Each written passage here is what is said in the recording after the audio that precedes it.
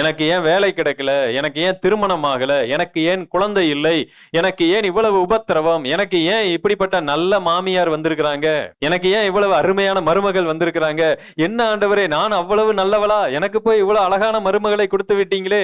குழப்பம். அப்படிலாம் வாய்ப்பே கிடையாது பிரதர். நீங்களா ஏதோ அதிசயமான விஷயங்கள் எல்லாம் சொல்லிட்டு இருக்கிறீங்க. குழப்பம். அந்த குழப்பம் உங்களுக்கு சோர்வை கொண்டு வரக்கூடாது. அந்த குழப்பம் என்ன செய்யணும்னா, ஓகே நான் கர்த்தரை சார்ந்து கொள்ளுகிறேன், எனக்கு எதுவும் தெரியாது, கர்த்தர் நடத்துற விதத்துல நான் நடப்பேன், அவ்வளவுதான். ஏன் இது உங்க வாழ்க்கையில வந்துச்சு? ஏன் வந்துச்சுன்னா கர்த்தரை அனுமதிச்சிருக்கலாம், வந்திருக்குங்க. இல்ல இல்ல உங்களுக்கு இது நடக்கலாமாங்க? நீங்க எவ்வளவு தூரம் கர்த்தருக்கு நல்லா இருக்கிறீங்க, வாரம் ஆனா நீங்க எங்க போயிடுறீங்க? சர்ச்சுக்கு போயிடுறீங்க. இவ்வளவு தூரம் நீங்க இயேசுவை பத்தியே பேசிக்கிட்டு இருக்கிறீங்க.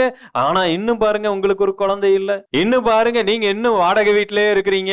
உடனே அடுத்த நிமிஷம் என்ன ஆயிருவோம், நாம இருதயமே காணாம போயிறாங்க நமக்கு. ஆனா அவங்க கிட்ட அதெல்லாம் ஒண்ணு இல்லைங்க. ஓஹோ ஆஹா, எங்க வீட்டுல ஊர்ல சொந்த ஊர்ல நிறைய வீடு இருக்குங்க. ஆக மொத்தத்துல நம்மளை எங்கேயுமே தாழ்மையானவர்களை காமிச்சுக்கிறதே கிடையாது. அவங்க கிட்ட தைரியமா சொல்லணும், இதுக்கு பேரு ஆசீர்வாதம் இல்லைங்க, நாங்க சந்தோஷமா இருக்கிறோம்னு சொல்லுங்க. இந்த வீடு வாசல் இன்னைக்கு இருக்கும், நாளைக்கு போகுங்க. இதுக்கு பேரு ஆசீர்வாதம் அல்ல. இது சந்தோஷத்தை எங்களுக்கு தராது. அவங்களுக்கு சொந்த வீடு இருந்தும் கூட சந்தோஷமா இருக்கிறாங்களான்னு கேட்டா எங்கேயுமே வாய்ப்பு இல்லை. கர்த்தர் இல்லாத இடத்துல எங்கேயுமே சந்தோஷம் இருக்காது. உண்மையான சந்தோஷத்தை அனுபவிக்கக்கூடியவங்க நீங்கள், நான் தான். அதை நீங்க புரிந்து கொள்ள வேண்டும்.